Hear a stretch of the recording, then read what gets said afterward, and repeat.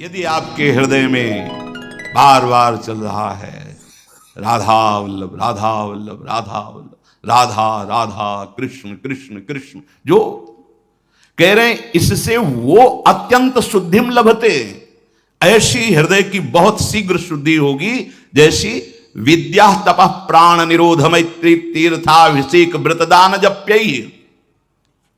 विद्या शास्त्र स्वाध्याय, तपस्या, प्राण निरोध योग आदि के द्वारा, और भी दान व्रत तीर्थाटन आदि मंत्रानुष्ठान आदि, तपः स्वधर्माचरणम, अपने स्वधर्माचरण के, प्राणायाम, मैत्री सर्वभूत हितैषिता, तीर्थाभिषेक तीर्थे स्नानम, व्रतम दानम परस्मै स्वसमर्पणम जप्यम तेतै पूर्वोक्तै, ये जितने बताए गए इनके द्वारा वो शुद्धि नहीं होती जो हृदय में प्रभु को अपना स्वामी मानकर उनका आश्रय लेकर नाम जब स्मृति चल रही, याद में डूबा है प्रभु की, इससे बड़ी कोई तपस्या, कोई तीर्थयाटन, कोई शास्त्र स्वाध्याय, बहुत जितने भी साधन इसके बराबर नहीं हैं। अयम भावः यथा हरिस्मरणेन शवासनम मनः शुद्ध्यति न तथा विद्यादि भी मन आत्यंतिकी शुद्धिम लभते इत्यर्थ। जो भगवान श्री कृष्ण के स्मरण में पवित्रता आती है, महानता आती है, वो किसी और साधन से नहीं आ सकती। उपासक को चाहिए पुरुषोत्तम भगवान श्री कृष्ण चित्तस्थः, कहीं और दूसरी जगह नहीं, यही बैठे हैं। वैसे भी सिद्धांत में वर्णन है, चित्त के अधिष्ठात्र भगवान वासुदेव श्री कृष्ण ही हैं और सबके हृदय में वो बैठे हैं। पुरुषोत्तम भगवान श्री कृष्ण चित्तस्थः अंतःकरणे स्फुरति हृदय, आपका कार्य है चिंतितः, उनका चिंतन करो जो तुम्हारे हृदय में ही विराजमान है। तो शनपुंसाम द्रव्य देशात्म संभावान द्रव्यम हिरण्यादि हविरादि वा देशा स्थानम आत्मा मनः तैर तैर द्रव्यादि भी संभव उत्पत्ति एसाम तेतान। जो द्रव्य दोष है, पदार्थ दोष है, स्थान दोष है, व्यक्ति दोष है, वो आप पर प्रभाव नहीं डाल पाएगा। बहुत सुंदर बात है। या कह रहे हैं पुरुषोत्तम भगवान श्री कृष्णा चित्तस्था, तुम्हारे हृदय में भगवान पुरुषोत्तम विराजमान है। क्या करो? चिंतितः सनपुंसाम, अगर उनका सतत चिंतन कर रहे हो तो कोई द्रव्य, कोई देश, कोई स्थान, कोई वस्तु, कोई व्यक्ति तुम्हारे को विक्षेप नहीं पहुंचा सकता। अगर निरंतर स्मरण चल रहा है तो कोई प्रभाव नहीं डाले, शास्त्र प्रमाण। कोई सर्वान हरत चित्तस्थो भगवान पुरुषोत्तम, क्योंकि उनका चिंतन हो रहा है, वही हृदय में बैठे हैं, सब दोष हरते रहेंगे, कोई दोष आप पर प्रभाव नहीं डाल पाएगा। आप तभी दोष युक्त होते जब भगवान को भूल जाते हैं, क्योंकि उत्पत्ति ही ये शाम थे, सब कुछ प्रकट उन्हीं से हुआ, वही बने और उनकी स्मृति है तो आपको प्रभाव नहीं पड़ेगा। कलिकृतान कलि जनितान दोषान हरति, कलयुग के द्वारा प्रकट हुए जितने दोष हैं, जो भगवत स्मरण करता है उसके ऊपर कोई प्रभाव नहीं डालते, कोई नहीं डालते। जिते विनायक सुबह शुभ विघ्न करे नहीं कोई, विघ्न करे नहीं कोई, डरे कलिकाल कष्ट भय, हरे सकल संताप हरसि हरि नाम जपत जय।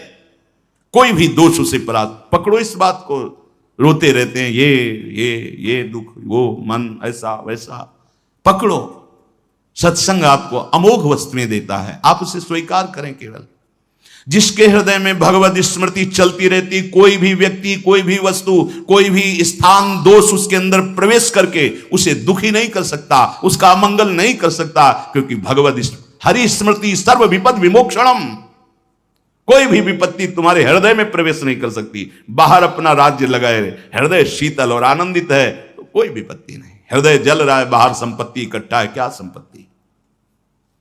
अनेक दोषों का हरण करने वाली एक वृत्ति है प्रभु श्री कृष्ण का स्मरण, जो आपके हृदय में विराजमान है। यथा हेम स्थितो वह्नि दुर्वर्णम हंति धातुजम एवं आत्मगतो विष्णुर योगिनाम शुभाशयम। यथावन्नी हेमनिष्वर्ण स्थिता धातुजम तामाद्री संश्लेष जनितम दुर्वर्णम हेमनो मालिन्यम हंति दूरी करोति। जैसे सोना आग में डाल दिया जाए तो उसका मल अग्नि नष्ट करके उसे प्रकाशित कर देती है, ऐसे ही एवं तथा आत्मगतः हृदयस्थो भगवान श्री हरि एवं योगिनाम अशुभाशयम दुर्वासनानाम हंति विनाशयति। बहुत सुंदर बात। जैसे अग्नि में पड़ने पर स्वर्ण का मल नष्ट हो जाता है और वो अपने स्वरूप को असली स्वर्ण प्रकाशित हो जाता है, ऐसे ही आप जब भगवत स्मरण करेंगे, भगवान जो हृदयस्थ श्री हरि हैं उनकी स्मृति तो अशुभाशयम दुर्वासनाम हंति विनाशयति, सारे अशुभ सारी दुर्वासनाएं भस्म हो जाएंगी। जैसे अग्नि में पड़ने पर स्वर्ण का मल नष्ट हो जाता है, ऐसे भगवत स्मृति समस्त दोषों का नाश कर देती है। एकदम सहज सरल बात। हृदय से प्रभु की स्मृति ना छूटे, आप देख लीजिए आप कितनी ऊंचाई पर चढ़ते चले जाएंगे। सय्या सनातन नालाप क्रीड स्नानान असनादिषु न विदु संतमात्मानं वृष्णया कृष्ण चेतसा। कृष्ण चेतसा श्री कृष्णासक्त मानसा, जो प्रभु के निज जन हैं वो कैसे होते हैं? श्री कृष्ण आसक्त मानसा, उनकी आसक्ति का विषय प्रभु होते हैं। उनकी क्या स्थिति होती है? बोले सय्यासन, यदि वो लेटे हुए हैं, सोए हुए हैं तो प्रभु में, बैठे हुए हैं तो प्रभु में, चलते हुए हैं तो वो प्रभु में, बातचीत कर रहे हैं तो वो प्रभु में, क्रीड़ा स्नानादिषु, क्रीड़ा खेल रहे हैं तो प्रभु में, स्नान आदि कर रहे हैं तो प्रभु में, उठते बैठते चलते फिरते सोते खाते पीते हर समय प्रभु का चिंतन। देखो आप इसमें हो। आलापः मिथा आलापनम, कथोपकथनम, जब हम वार्ता करें तो सबसे पहले नाम लें प्रभु का, राधा राधा, फिर प्रभु संबंध से वार्ता। अगर व्यवहार की भी वार्ता है तो ध्यान रखें कि हम प्रभु की आज्ञा पालन करने के लिए व्यवहार कार्य कर रहे हैं, इसलिए उसकी वार्ता, और वो कार्य भी प्रभु को समर्पित। प्रभु से एक क्षण भी लग ना रहे। यदि मुक्त होना है, भगवत प्रेम प्राप्त करना है, दुर्वासना का नाश करना है, इसमें आना पड़ेगा। शयन में है या आसनम बैठे हुए हैं या अटनम भ्रमण में है, आलापः या बोलने में है, क्रीडनम क्रीड़ा में है, स्नानम स्नान कर रहे हैं, असनम भोजन कर रहे हैं, उसी समय वर्तमानम आत्मान आत्मस्वरूपम देहेन्द्रिय न विदु तज्जन्यम दुखम न ज्ञातवंतः। खास बात बता रहे हैं, इन सब चेष्टाओं में जब आप भगवत स्मरण कर रहे होते हैं तो कोई भी इंद्रिय किसी भी विषय में आपको फंसा नहीं पाएगी। पीछे भी वर्णन किया, जैसे आपके अंदर कोई विकार वेदना चल रही, आप राधा राधा राधा राधा राधा राधा, वो आपको ताप पहुंचा रही पर फंसा नहीं पाएगी, और ताप दुर्वासनाओं को भस्म करता जाएगा, आप ऊपर उठते चले जाएंगे। तो सोने बैठने चलने फिरने बातचीत करने नहाने धोने खाने पीने आदि कार्यों में भी भगवत स्मृति एक तार चलनी चाहिए। फिर क्या होगा? फिर शरीर शुद्ध नहीं रहेगी, स्वयं परमात्मा शक्ति से सारी चेष्टाएं होती रहेंगी यथावत, और आप प्रभु में मगन रहेंगे। यंत्रवत शरीर की क्रियाएं होंगी। अभी हम अभिमान पूर्वक कर्ता भाव से कर रहे हैं। इस कर्ता भाव के नाश करने को बहुत सुंदर उपाय बता रहे हैं। उठते बैठते चलते फिरते खाते पीते हर चेष्टा में प्रभु का स्मरण चल रहा है। ये स्मरण क्या करेगा? किसी भी जगह बंधने नहीं देगा आपको, कोई भी वस्तु व्यक्ति स्थान आपको बांध नहीं पाएगा। और फिर क्या होगा? धीरे धीरे देह राग नष्ट हो जाएगा। तो देह का कार्य कैसे चलेगा? भगवान स्वयं चलाएंगे। यंत्रवत कार्य वैसे ही होगा जैसे होना चाहिए, पर आप कर्ता नहीं होंगे, कर्ता स्मृति में डूब चुका है। ऐसे अकिंचनस्य दान्तस्य शान्तस्य समचेतसः मया संतुष्ट मनसा सर्वा सुखमया दिशा। जो अकिंचन है, स्पृहा शून्यस्य, किसी से कोई चाह नहीं, प्रभु के सिवा उनको कोई संपत्ति भाव ही नहीं है। एकमात्र हमारी संपत्ति प्रभु। अकिंचन का तात्पर्य दरिद्र नहीं होता, कि फटे पुराने कपड़े पहने दरिद्र है तो उसे कहा जाए अकिंचन। नहीं, जिसके हृदय में किंचन मात्र भी प्रभु के सिवा किसी की सत्ता नहीं है, जिसके हृदय में इस श्लोक का साक्षात्कार हो गया है, मत्तः परतरम नान्यत किंचिदस्ति धनंजय, वही अकिंचन है। किंचन मात्र प्रभु के सिवा कोई महत्व बुद्धि नहीं, कोई संपत्ति बुद्धि नहीं, कोई सुख बुद्धि नहीं, अन्य वही अकिंचन कहा जाता है। अपने लोग समझते हैं अकिंचन का मतलब एक फटे पुराने कपड़े, एक दरिद्रता, वो अकिंचनता नहीं, हृदय की स्थिति का नाम अकिंचन है। वो सम्राट अम्बरीश जी के भी हृदय में है। प्रभु के सिवा कहीं भी महत्व बुद्धि, सुख बुद्धि, अपनापन नहीं रह गया है, वही अकिंचन। स्पृहा शून्यस्य अकिंचनस्य, जो स्पृहा शून्य है, कहीं किसी से कोई आस आकांक्षा अपेक्षा नहीं रह गई, एकमात्र प्रभु, वही अकिंचन है। दांतस्य, जिसकी इंद्रियां अधीन हो गई है भगवत स्मृति के प्रभाव से, कहीं विषयों में विचलित नहीं होती, उसे दांत कहते हैं। प्रभु का लाडला कैसा होता है? अकिंचनस्य स्पृहा शून्यस्य दांतस्य, अर्थात जितेंद्रियस्य, उसकी इंद्रियांतर्मुख होकर प्रभु के नाम रूप लीला गुण में रसास्वादन कर रही, अब बहिर्मुख नहीं हो सकती। चेष्टाएं वैसी दिखाई दे रही, क्रियाएं, वो भगवान यंत्रवत उसे चलाते हैं। शांतस्य, वो सब जगह अपने प्रभु का मंगल विधान देखते हुए शांत रहता है, चाहे मान की दशा हो, चाहे अपमान की दशा हो, चाहे विपत्ति की दशा हो, चाहे संपत्ति की दशा हो, चाहे स्तुति हो, चाहे निंदा हो, वो हर स्थिति में शांत रहता है, क्योंकि अपने प्रभु का विधान देखता रहता है। समचेतसः, उसका चित्त समता को प्राप्त हो रहा है। ये बहुत बड़ी उपलब्धि है। महापुरुषों ने तो भगवत दर्शन से भी श्रेष्ठ समता को कहा है। समता आ गई तो भगवत दर्शन से भी श्रेष्ठ है। पंडिता समदर्शिना, सर्वत्र अपने प्रभु का अनुभव हो रहा है, बिल्कुल व्यक्ति वस्तु स्थान का भाव नहीं, साक्षात महाप्रभु भी कह रहे सर्वान वस्तुतया निरीक्ष, वो वस्तु तत्व ही दिखाई दे रहा है। बहुत ऊंची स्थिति। समता केवल वाणी से कहने का नहीं। आजकल समता शब्द से व्यवहार में घसीटते हैं कि सबके साथ एक जैसा व्यवहार करो, नहीं हो सकता। व्यवहार विषम होता है, आंतरिक चिंतन सम होता है। सम में प्रभु सम विराजमान। अपने शरीर में एक जैसा व्यवहार करने वाले को मूर्ख कहते हैं।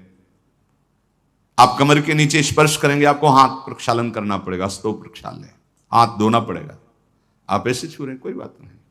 आप आपका समता को व्यवहार करते हैं। गुदाद्वार स्पर्श करने के बाद मुख, तो उसे क्या कहा जाएगा? पागल। व्यवहार क्षमता का नहीं होता, दर्शन और चिंतन क्षमता का होता है। व्यवहार यथावत होता है। गुरु शिष्य, माता पिता, भाई बहन, पत्नी, जितने व्यवहार हैं यथावत, जिसके साथ जैसा व्यवहार। सच्चा ज्ञानी वही है। एक जैसा व्यवहार नहीं होगा, एक जैसा पशुता होती, मूढ़ता होती है। बहन बेटी में, पत्नी में, माँ में एक ही तत्व है। एक जैसा व्यवहार करने वाला मूर्ख और आसुरी बुद्धि वाला कहा जाता है। व्यवहार सम नहीं होता, व्यवहार यथा योग्य होता है, उसमें भेद होता है, चिंतन अभेद होता है, तत्व भेद नहीं होता। सब जगह एक ही तत्व है, ये समझना हो। जैसे मूर्ख लोग नहीं कहने लगते एक जैसा व्यवहार करो, व्यवहार एक जैसा नहीं, व्यवहार यथा योग्य होता है। यथा योग्य सब मिले ही कृपाला। जिसको किसी को देख के, किसी को मुस्कुरा के, किसी से हाथ मिला के, किसी से गले लग के, किसी से पैर छुआ के, किसी के पैर छू के, सबको संतुष्ट। व्यवहार एक जैसा नहीं होता। किसी के आगे हाथ जोड़कर खड़े होकर प्रणाम मुद्रा में उच्च आसन पर बैठाल कर, किसी के सामने उच्च आसन में बैठकर उसका प्रणाम हाथ जोड़ना स्वीकार करके उससे सुख प्रदान करना, विविध प्रकार। इसीलिए तस्मात् शास्त्रम प्रमाणम थे, व्यवहार शास्त्र प्रमाणित और तत्व एक ही है, इसमें अंतर नहीं है। अंतः चिंतन एक। देखो, विद्या विनय संपन्ने ब्राह्मणे गवि हस्तनी स्वनी चौ सुपाके चा पंडिता समदर्शिना, वर्तिना नहीं, बर्ताव यथा योग्य करना है। बर्ताव यथा योग्य, वही ज्ञानी है जो शास्त्र सम्मत बर्ताव करता है, पर तत्व चिंतन अभेद एक है। अब अज्ञानी केवल क्रिया देखता है, चिंतन तो नहीं देख पाता ना, तो समझता है अरे ये तो भेददर्शी हैं, भेद जनित व्यवहार करते हैं। व्यवहार में भेद रहता है, अपने शरीर में तुम अभेद व्यवहार नहीं कर सकते। समचेतसः, जिनका चित्त सम अवस्था को प्राप्त हो गया है।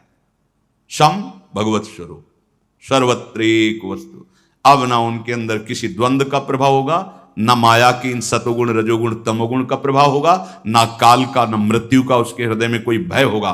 क्योंकि शम को जहां प्राप्त हुआ तो काल भी अपनी आत्मा है, मृत्यु भी आत्मा ही, आत्मस्वरूप है। भय किससे? द्वैत में भय होता है, एक में भय नहीं होता। वही एक मेरी आत्मा है, वही मेरा गुरु है, वही मेरा इष्ट है और वही मेरा स्वरूप है। आत्मा हरिवंश प्रगट परमानंद। आत्मा, आत्मा किसकी? मेरी नहीं, वही मैं आत्मा। आत्मा मेरी, ये देहाभिमानी बोल रहा है। आत्मस्वरूप मैं, वो ज्ञान है।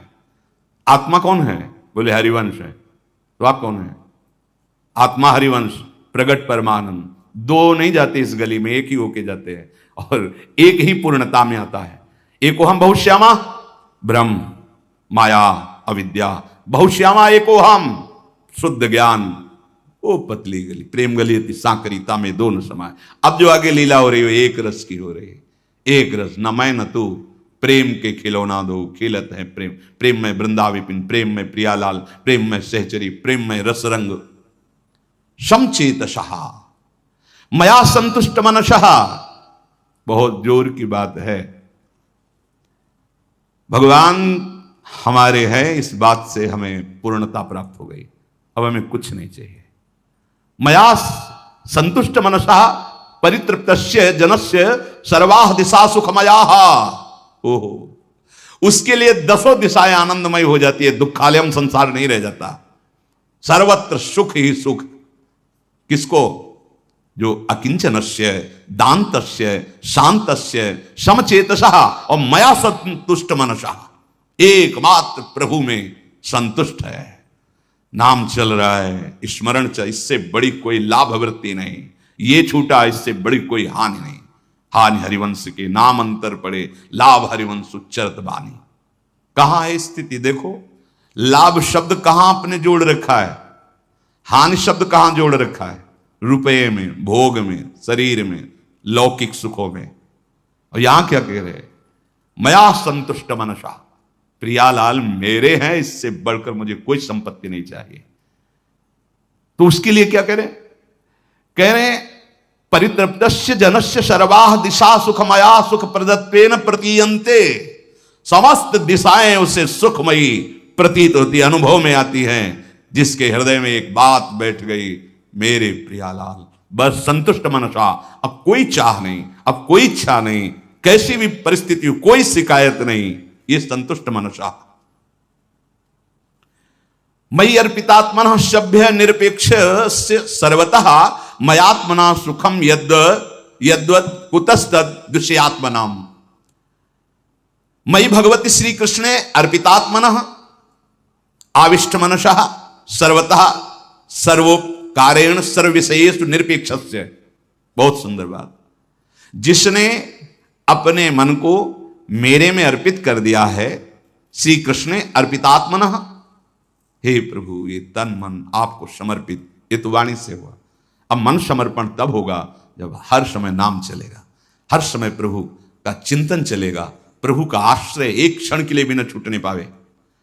आप कोई भी विषय सेवन कर रहे हैं, प्रभु को भूल गए तो आश्रित हो गए उस विषय के।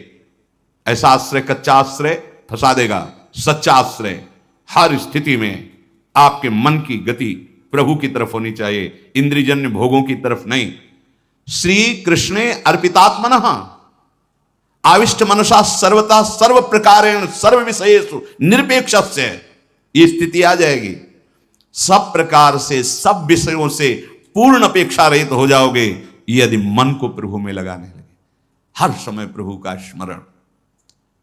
कामना शून्यस्य, कैसी स्थिति? अगर हर समय भजन हो रहा है प्रभु का, तो कह रहे हैं सर्व विशेष निरपेक्षस्य, किसी भी विषय की अपेक्षा नहीं रह जाएगी। भजन न करो तो बातें बनाने से विषयों पर विजय प्राप्ति नहीं होती। एक दूसरे की तरफ राग द्वेष का चिंतन हो रहा है, जल रहे, पता नहीं कि परम शीतल श्री जी के चरणों का आश्रय लेकर राधा राधा राधा राधा राधा राधा वल्लभ श्री हरिवंश, राधा वल्लभ श्री हरिवंश, परम सुख मिलेगा। नहीं, अज्ञान की धरा में बहिर्मुख विचरते रहते हैं। कैसे हम मन को संभालें, कैसे हमारी जलन शांत हो? आदेश कर रहे, स्वयं भगवान कह रहे हैं। हे सौम्य, हे उद्धव, मई भगवती श्री कृष्णे अर्पितात्मना आविष्ट मनसा, तो सर्वता सर्व प्रकारेण सर्व विशेष निरपेक्ष। यदि तुमने अपने मन को मेरे में अर्पित कर दिया, श्री कृष्ण अर्पित मनहा, हर समय स्मरण, हर समय भगवत चिंतन, अब चिंता मत करो, सर्वता सर्व प्रकारेण सर्व विशेष निरपेक्ष, कोई भी विषय तुम्हें घसीट नहीं पाएगा, क्योंकि नाम चल रहा है, भगवत चिंतन चल रहा है।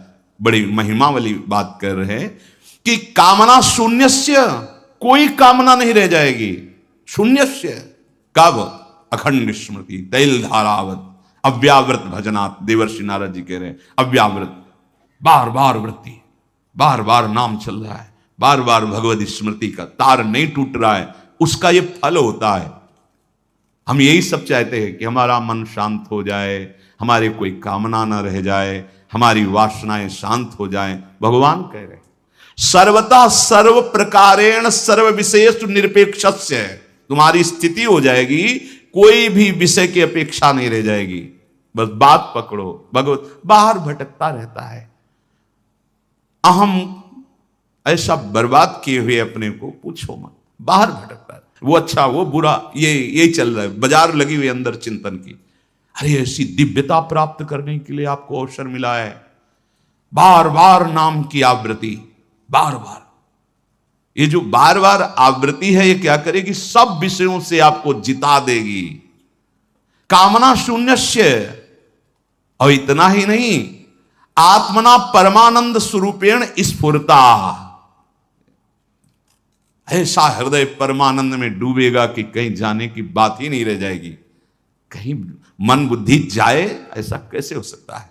जब भगवत स्मृति, अभी तो भगवत स्मृति ताप पैदा करेगी, क्योंकि मल का नाश करना, चुपचाप सह जाओ, सहत सहत बाढ़े भगति, फिर उसका प्रभाव प्रकट होगा कि कोई विषय आपको घसीट नहीं पाएगा, आप निरपेक्ष रहेंगे, कामना शून्य हो जाए। अगर आप नाम ले रहे हैं तो किसी की मत सुनो, इसलिए कह रहा हूं कि मत सुनो। अलग अलग सिद्धांतों का ज्ञान है, अलग अलग भावनाएं हैं, और वो सब भगवान के हैं, और वो सब शास्त्र सम्मत हैं। आप किस मार्ग के पथिक हैं? अगर आप प्रिया प्रीतम के चरणारविंद का आश्रय लेकर अपने को असमर्थ समझकर परम पद में जाना चाहते हैं, तो एक उपाय सर्वसमर्थ है, नाम। नाम, जिसने नाम की डोरी पकड़ ली तो भगवत रूप स्वरूप आत्मबोध सब आपके हृदय में पतंगवत आ जाएगा, नजदीक खींचते रहो। पतंगो यथा त्वा मनुभ्राम्यमाणा, आपके नाम की डोरी जिसके पास है, जैसे चाहे वैसे पतंग नचावे जिसके हाथ में डोरी हो, ऐसे नाम रूपी डोरी से प्रभु की जिस लीला में प्रवेश चाहे, जो सिद्धि चाहे, जो लौकिक पारलौकिक सुख चाहे। इसलिए महाप्रभु हरिवंश चंद्र जी कहते मेरी सौ भैया कृष्ण गुण संचो, यही परलोक सकल सुख पावत। तुम्हें इस लोक परलोक जो सुख चाहिए, शपथ पूर्वक कहता हूं, तुम केवल नाम गुण प्रभु की लीलाओं का गायन करो, नाम जप करो, सब मिल जाएगा। और ऐसा मिलेगा कि कुछ मिलने की बात ही नहीं रह जाएगी, चाह ही नहीं रह जाएगी कि अमुक पद मिले, अमुक भोग मिले। नहीं, जब आत्म सुख मिलता है तो ये सब भ्रम जनित सुख है, यहां थोड़ी रति होगी। और आप कितना नाम जप करते हैं उसका परिणाम मिलेगा, एक सिद्धांत ये है। और एक सिद्धांत यहां जो शब्द वही होता है, पर जब प्रभु उसका बोध कराते तो रहस्य उसका प्रकाशित होता है। आप एक बार बोले कृष्ण ना, तो प्रभु अपने इस कृष्ण नाम की महिमा और इसकी लाज रखने के लिए वो सारा खेल संभाल लेंगे। करी हैं लाज नाम नाते की, उनके प्रति कह रहे हैं, स्वामी के प्रति। राधा पुकारा ना, अब इस नाम की लाज वो रखेंगे। जो लिखा है महापुरुषों ने, जो गुरुजनों ने गान किया है, हम महिमा सुनी है, हम तो नहीं जानते, हम तो कहने के अनुसार राधा राधा बोल रहे हैं, पर वो जानते हैं, वो इस महिमा को जानते हैं, वो इसकी लाज रखेंगे कि राधा बोला है एक बार, वो देखेंगे।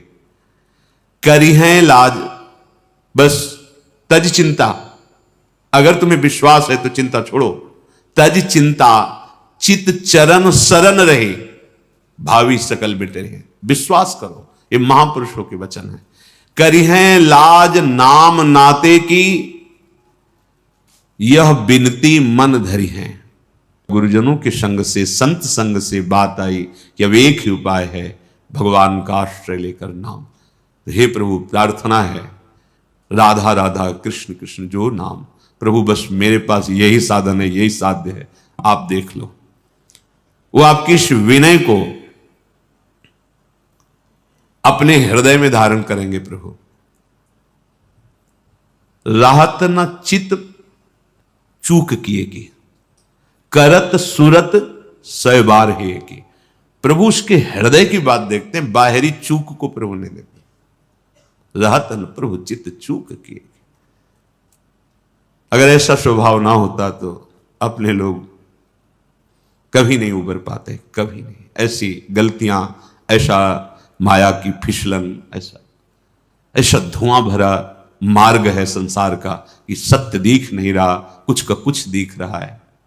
पर इनके स्वभाव, इनकी महिमा शास्त्र संत गुरुजनों से जानकर विश्वास हो जाए, बस निस्तार हो गया। हरिराम व्यास जी के दीन दयाल बिरद साचो करे, हरि दारुण दुख हरि हैं। सिंहिन सिंह बीच बैठो सुत, कैसे स्यारहि डरी है। ए भाई विश्वास करो, हमारे प्रभु दीन दयाल हैं, इनका बिरद है, बाना है। जो दैन्य होकर इनके शरण में आ गया, अवश्य कोई दुख परास्त नहीं कर सकता। ये अपना प्रण सांचा करते हैं, दीन दयाल है। प्राय जब कभी प्रेमी महाभागवतों ने इनसे बात की तो यही कहा कि आप अपनी बात को सोचिए, हमारी तरफ मत सोचिए नाथ। दीन दयाल बिरद संभारी, आप याद कीजिए अपनी, आपका प्रण है दीनों पर दया करना।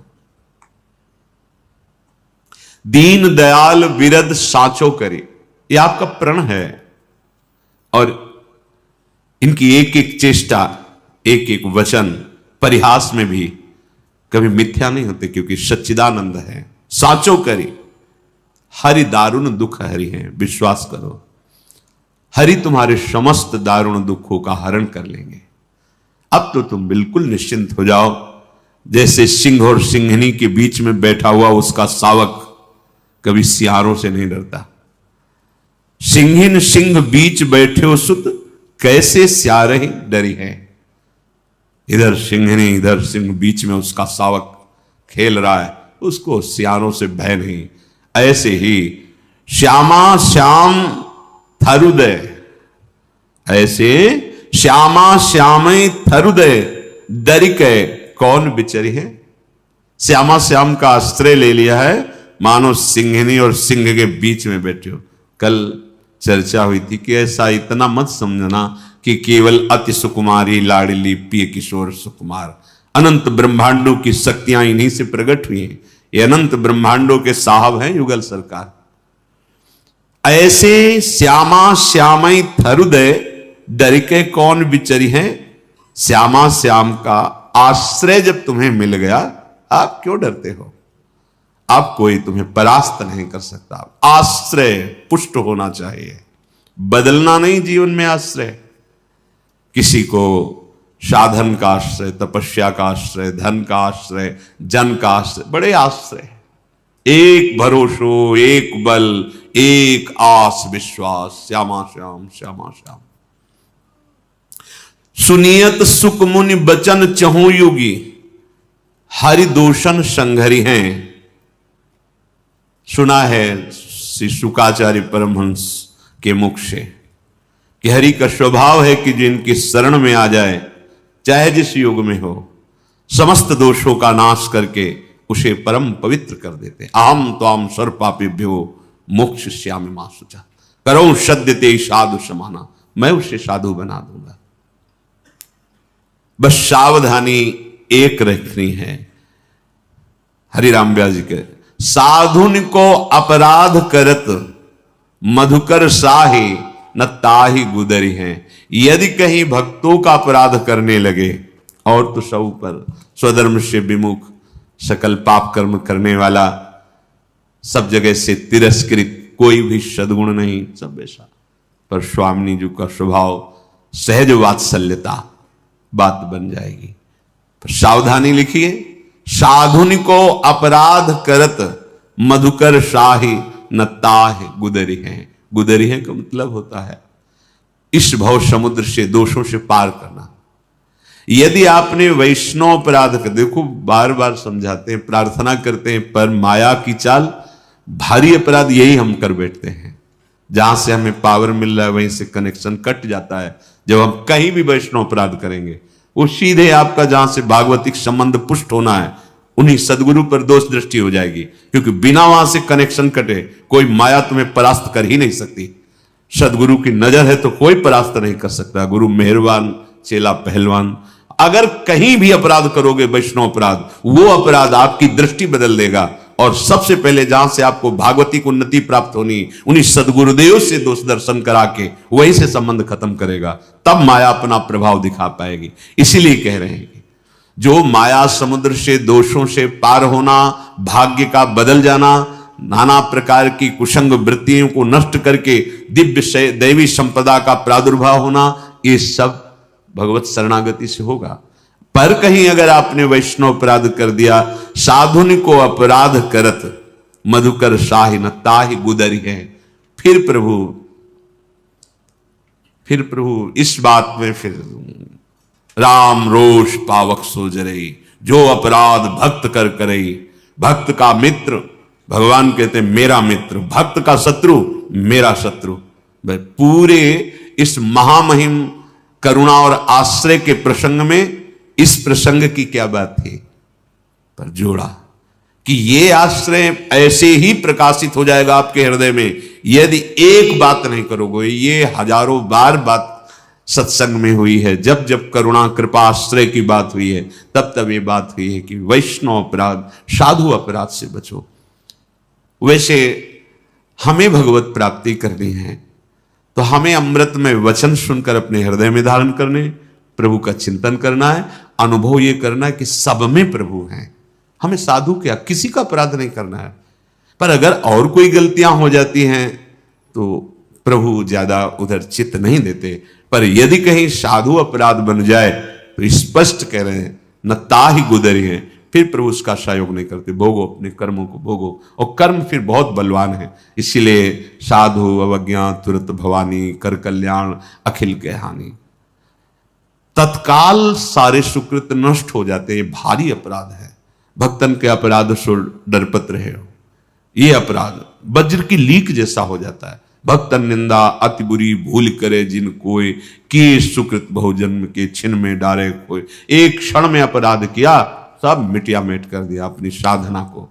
अरे वो तो है नहीं, राधा राधा, प्रभु जिसको जैसे चला रहे हैं वो चल रहा है, कान में अंगुली डालो, राधा राधा राधा राधा। अपना बात जो हम प्रभु के भजन में, प्रभु की प्राप्ति में चले, वो भूल जाएंगे। सब प्रपंच छा जाएगा अगर वैष्णव अपराध बना। तो हरिराम व्यास जी कह रहे हैं कि अगर एक इस अपराध से बच जाओ तो प्रभु का दीन दयाल स्वभाव है। बड़े बड़े महापुरुषों ने उनके स्वभाव प्रभाव का वर्णन किया है।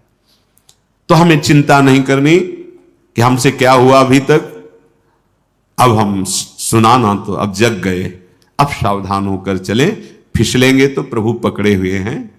वो करो सदा तिनके रखवारी, जिम बालक राखे महतारी, वो संभालेंगे। बस अपने को देखना है, सामने किसी के दोष देख के वर्णन नहीं करना है, निंदा नहीं करनी, कोई संत अपराध वैष्णव अपराध नहीं करना है। चलते हैं। कल का प्रश्न था, धृतराष्ट्र जी ने विदुर जी से कहा कि वास्तविक क्या मृत्यु होती है? आप तो गूढ़ ज्ञान के ज्ञाता हैं, आप इस विषय में प्रकाश डालिए।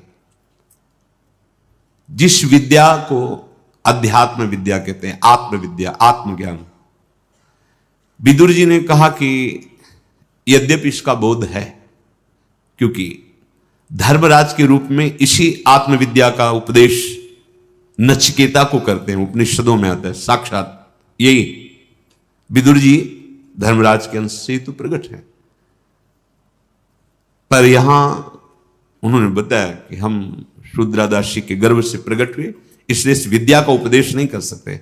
अनुभव है, सुन के आप उसे धारण कर सकते हैं, पर उनका उपदेश करने का अधिकार ब्रह्मर्षि को है, ब्रह्म ऋषि को है। तो उनका फिर मुझे सुनने का उत्साह प्रकट हो रहा है, कैसे सुने। विदुर जी एकाग्र हुए और सनत सुजात नाम के ब्रह्म ऋषि का चिंतन किया। चिंतन करते जैसे वही हो प्रकट हो गए। अर्घपाद्य आदि देकर अर्चना वंदना की, उत्तम आसन पर विराजमान किया। और धृतराष्ट्र जी बोले, सनत सुजात यदिदम शृणोमि न मृत्युरस्ति तव प्रवादम देवासुराः चरन् ब्रह्मचर्य ममृत्येव तत्कतरन्नु सत्यम।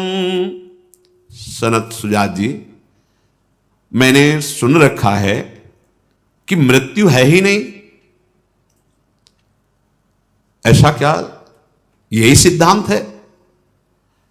बकाया ये भी सुन रखा है कि चाहे देवता हो, असुर हो, मनुष्य हो, सबकी मृत्यु होती है। तो ये दो शब्द हैं, एक है मृत्यु है ही नहीं और एक है सबकी मृत्यु होती है। तो सत्य विषय क्या है? इन दो पक्षों में सत्य विषय क्या है? तो सनत सुजात जी ने कहा, अमृत्यु कर्मणा केचिन मृत्युर्नास्तीति चापरे शृणु मे ब्रुवतो राजन यथै तन्मा विशंकिया। राजन, तुमने जो दो पक्ष की बात कही वो सत्य ही है। मृत्यु उनके लिए है जो देह भाव में विचर रहे हैं और इंद्रियों को भोगों में लगाए हुए हैं। बहुत सुंदर। जो ब्रह्मचर्य पालन रूप परम तप व्रत से दूर हैं, अपनी इंद्रियों को भोगों में लगाए हुए हैं और देह भाव में, मैं स्त्री, मैं पुरुष, मैं भोक्ता, मैं कर्ता, ये मृत्यु है इनके लिए, क्योंकि ये देह भाव में है। ध्यान, एक एक शब्द बहुत सुंदर, ये ज्ञान का विषय है। मृत्यु है और मृत्यु है ही नहीं, दो पक्ष है। तो मृत्यु है किन के लिए? देहाभिमानी के लिए। मैं स्त्री हूं, मैं पुरुष हूं, जो अपनी इंद्रियों से भोगों में सुखानुभूति कर रहे हैं, भ्रमात्मक, जो ब्रह्मचर्य पालन रूप व्रत से, तप से दूर हैं, मृत्यु है उनके लिए है। दूसरा पक्ष है कि मृत्यु है ही नहीं। महाराज, बहुत ध्यान से इस बात को सुनना। सनत सुजात जी कहते हैं, जो देह भाव का, मोह का त्याग कर चुका है, अपने स्वरूप में स्थित है, उसकी न मृत्यु थी, न है, न होगी। क्योंकि जो आत्म स्वरूप है वही मैं है, उसमें किसी का भी कोई प्रभाव नहीं, क्योंकि कोई कुछ है ही नहीं, सब आत्म स्वरूप है। वैसे सही बात, मृत्यु है ही नहीं। आप कहेंगे तो मर तो रहे हैं लोग, जलाए जाते हैं जाकर के, कौन मरा? विचार करके बताना। जीव अविनाशी, वो देह भाव को प्राप्त होने के कारण दो प्रकार के आगे वर्णन आता है। पाप और पुण्य रूप कर्म करता है। वो अंतःकरण सहित जिस भाव से कर्म के अनुसार भावित हो जाता है, वो दंड भोग करके या सुख भोग कर देवलोक आदि में वो पुनः योनि को प्राप्त होता है। वो तो मरा नहीं। मरा क्या? बोले शरीर। क्या मरा? आग आग में मिल गई, पानी पानी में मिल गया, वायु वायु में मिल गई, पृथ्वी का तत्व पृथ्वी में मिल गया, आकाश आकाश। मरा क्या? मतलब परिवर्तन केवल हुआ, उस देह का त्याग कर दूसरे देह में हो गया चैतन्य घन, और जो देह थी पंचभूतों की बनी थी, पंचभूतों में मिल गई। मृत्यु किसकी हुई? मृत्यु हुई ब्रह्म की, अज्ञान की, देहाभिमान की। वो बेचारे मर गए। कौन मरा? कौन? कोई नहीं मरा। ऑफिस का परिवर्तन हो गया, ऑफिसर तो वही है, उसको तो कुछ हुआ नहीं। अच्छा, ऑफिस जो है वो पंचभूतों से बनी, वो अपने तत्व में मिल गई। मरा कौन? अच्छा, पंचभूत जब अपने तत्व में मिलेंगे तो क्रमशः मिलते हुए महातत्व, त्रिगुणात्मिका प्रकृति, मूल प्रकृति ब्रह्म, फिर ऐसे सृजन, ऐसे पालन। खेल है खेल, कोई मृत्यु नहीं। फन काढ़े सांप दूर अंधेरे में दिखाई दे रहा है, अरे भय नहीं, कुछ नहीं, कुछ नहीं, कदम रखने की हिम्मत नहीं। और जहां प्रकाश गिरा आपने देखा, अरे ये तो रस्सी थी, सांप तो था ही नहीं, खत्म खेल। ऐसे ही अज्ञान में भयावह मृत्यु सब त्रिभुवन को भयभीत किए हुए, और ज्ञान का प्रकाश हुआ, वास्तविक बोध, बातों से नहीं, बातों से नहीं, वास्तविक बोध हुआ, जीवन मुक्त हो गया, मृत्यु नाम की कोई वस्तु ही नहीं रह गई। अगर है तो अज्ञानी की, देहाभिमानी की, जो विषयों का भोग करने वाला उसकी है। महाराज, ये जो मोह है ना, प्रमाद है ना, ये आसुरी संपत्ति बढ़ाता है, और यही मृत्यु है। जो अप्रमाद है ना, ये दैवी संपत्ति बढ़ाता है, जितेंद्रियता स्थिति लाता है, यही अमृत है, यही ब्रह्म स्वरूप है। निश्चय निश्चय, ये मृत्यु व्याघ्र के समान जो तुम्हें दिखाई दे रही कि सारे संसार का भक्षण कर रही, ये केवल दिखाई दे रही है ही नहीं। सनत सुजात जी कह रहे, कुछ लोग कहते हैं कि मृत्यु नाम यमराज का, यम का है। तो हम आपको बताते हैं, जो दृढ़ता पूर्वक, संयम पूर्वक हर इंद्रिय का ब्रह्मचर्य करते हैं, शास्त्र सम्मत खान पान देखना सुनना, तो यम का शासन उनके ऊपर नहीं होता। वो पुण्यात्मा पवित्र होकर शरीर राग त्याग देते हैं, इसलिए हर खान पान देखना सुनना सब पवित्र। उससे क्या होगा? शरीर का राग छूट जाएगा। अपवित्र, अमंगल, पाप आचरण, घोर आसक्ति शरीर से हो जाएगी, अन्य शरीरों से हो जाएगी। बड़ा सूक्ष्म विषय है। शरीर की पवित्रता का फल शरीर से संबंध खत्म हो जाना। जो पापाचारी हैं, अमंगल में आचरण करते हैं, उन्हीं पर यम का शासन। यम का शासन किसके ऊपर? आत्मा के ऊपर, क्योंकि आत्मस्वरूप यम है। यम का शासन देहाभिमानी, कर्माभिमानी, सुख भोक्ता करता जीव के ऊपर, जो देह भाव लिए हुए है। तो महाराज, निश्चय किया गया है कि मृत्यु का अनुभव उसी को होता है जो कामी, क्रोधी, प्रमादी, लोभी होता है। अन्यथा मृत्यु नाम की कोई चीज है ही नहीं। बिल्कुल बिल्कुल अक्षरशः समझना। अगर इसको हम प्रकट में खोल के ना बतावें तो आपकी समझ में नहीं आए। काम से ही क्रोध प्रकट होता है। कामा संजायते क्रोधा, क्रोधा स्मृति विभ्रमा, स्मृति भ्रंशा बुद्धिनाशो, बुद्धिनाशात मर गया, मर गया। कामना की पूर्ति नहीं, क्रोध आया, क्रोध से स्मृति नष्ट हो गई, स्मृति नष्ट हुई, बुद्धि भ्रम में पड़ गई, बुद्धि भ्रम में पड़ गई, आचरण बिगड़ते चल गए, मर गया। भय को प्राप्त हो गया, मृत्यु को प्राप्त हो गया। किसकी मृत्यु? लोभ, कामना की पूर्ति हुई, लोभ बढ़ा, और लोभ और लोभ, पापाचरण बढ़ता चढ़ा गया, स्मृति खत्म हो गई। मैं कौन हूं, किस लिए आया था, क्या करना है? खूब वैभव, खूब सम्मान, प्रतिष्ठा। अब शरीर छूटेगा, भयभीत हो रहा है। किसके कारण? उन सब के कारण। जहां जहां फसाव रख लिया है ना, अब उसको लगता पूरे जीवन जो कमाया, किसको मृत्यु भयभीत कर रही। और भागवत महापुरुष क्या कहते? मरने से सब जग डरा, मेरो मन आनंद। क्यों? क्योंकि मृत्यु है ही नहीं, इसलिए आनंद। शरीर पहले ही राग रहित हो गया शरीर से, अब प्रभु के अनुराग में है। तो जिसे तुम मृत्यु करते हो, कहते हो, देह परिवर्तन मात्र है। अच्छा कपड़ा मिल जाए तो पुराना कपड़ा उतारने में देर नहीं लगती। अगर बढ़िया कीमती और वो कपड़ा आपको ये लो तो आप उतारने में देर नहीं लगोगे। भाव देह की प्राप्ति हो गई तो इस गंदे मलिन पांच भौतिक शरीर का कौन राग रखे। पर जब इस शरीर के ही राग से युक्त होकर पापाचरण की, तो गंदा हो गया मन, बुद्धि, चित्त, अहम, इतनी आसक्ति हो गई। अब ये मेरी पत्नी, मेरे पुत्र, मेरा परिवार, मेरी संपत्ति, मेरा ये, मेरा मेरा, अब मरना, और एक घबराहट पैदा, कैसे ये सब छूट जाएगा। मृत्यु किसे कहते हैं? तो बोले प्रमाद को, क्रोध को, लोभ को। इन सब का मूल क्या है? काम, कामनाएं। महाराज, यही विनाश का भय उपस्थित करते हैं। सच्ची सच्ची। शुद्ध ज्ञान हो जाता है तो जैसे दूर रखी हुई जड़ वस्तु ऐसे शरीर का बोध होता है। अब उस वस्तु पे प्रहार हो तो दिखाई दे रहा है, आवाज होगी उसकी, उसमें मारो तो आवाज होगी, ऐसे याम या आह, पर वो पीड़ा का अनुभव होगा, पर व्याकुलता या दुख नहीं। धैर्य बिना ये बोध की बातों से नहीं होता। इसलिए आप जो पीतल लेके जौहरी के पास सोने की कीमत लेने जाओगे तो खाली हाथ आओगे। पीतल पीतल रहता है, स्वर्ण स्वर्ण रहता है। केवल बातों से अध्यात्म की पुष्टता नहीं होती, अध्यात्म की स्थिति होती है। सही ढंग से चलोगे तो स्थितियां हमारे लिए ही प्रभु ने बनाई है।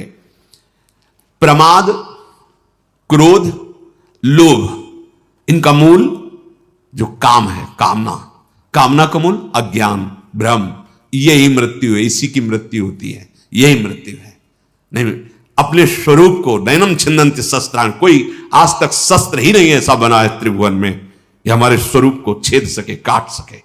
सुदर्शन जी भी नहीं, क्योंकि आत्मस्वरूप सुदर्शन जी है। कभी आत्मा का छेदन भेदन ना नारायणास्त्र कर सकता है, ना पाशुपतास्त्र कर सकता है, ना काल दंड कर सकता है, ना अग्नि, कोई भी तेजवान सामर्थ्य नहीं रखता अपने स्वरूप का स्पर्श करने की। नयनम छिन्नन्ति शस्त्राणि नयनम दहति पावकः न चैनम क्लेदेन्त्यापो न शोषयति मारुता। ये अदाय है, अक्लेद्य है, अशोष्य है, अछेद्य है अपना स्वरूप। तभी तो ब्रह्मानंद में छका हुआ महापुरुष हर समय निर्भय, निश्चिंत, निशोक, न सोचति न कांक्षति, प्रसन्न आत्मा।